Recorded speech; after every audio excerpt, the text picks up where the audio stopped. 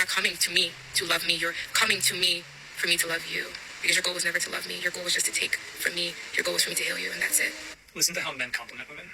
You make me feel like $1 million. I know you love me so much. I really love how devoted you are to me and how devoted you are to our family. I love how you take care of me and you take care of the family. I feel so safe with you. I feel so good about myself with you. I feel like a man when I'm with you. Those aren't compliments. That's a list of ways that you're serving him.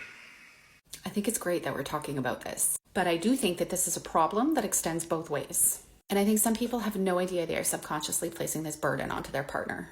Honestly, it wasn't until I understood objectification, and not just in a sexual way or a domestic labor exploitative way, but emotional objectification. That's when I was able to acknowledge and take accountability for the ways in which I objectified people.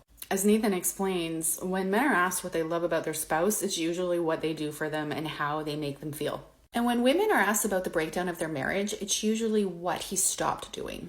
You used to take me on dates, and now there's this bare minimum effort. So at the root of both is this transactional approach to relationships, where acts of demonstrating love are quantified and measured. And we're literally conditioned into this mindset of transactional relationships by religion and patriarchy and surface level relationship advice like the love languages. And a lot of people will say, well, relationships are transactional. Healthy relationships are reciprocal. In order for a relationship to be reciprocal, there needs to be respect and equality. And that is what is missing in most of our relationships. There also needs to be emotional intimacy, which is not possible when we haven't done our healing work. Emotional intimacy is the foundation of a healthy relationship. Without it, relationships feel superficial and we resort to quantifying and measuring demonstrations of love. And for the people who say, well, I'm just not emotional, bullshit. You reject your emotions, which is why you reject your partners, which makes you emotionally unavailable, which is why your partner doesn't feel safe, which is why they don't want physical intimacy, which is why your relationship is a transaction. Physical intimacy is the natural byproduct of emotional intimacy. When you feel emotionally connected to someone, you naturally want to be physically connected to them.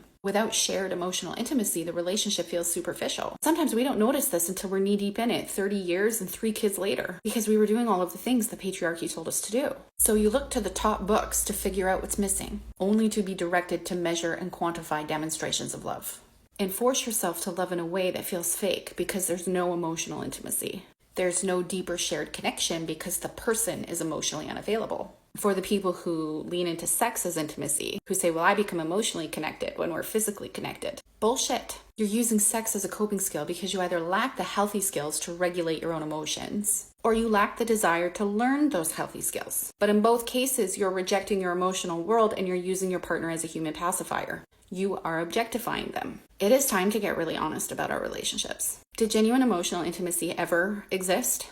All the demonstrations of love in the beginning of the relationship that eventually faded. That's not emotional intimacy. That's enjoying how I feel in your presence because of what you do for me. That's transactional. Because when they stop doing those things, what is sitting there underneath? The realization that all of it was performative and your unresolved emotional pain.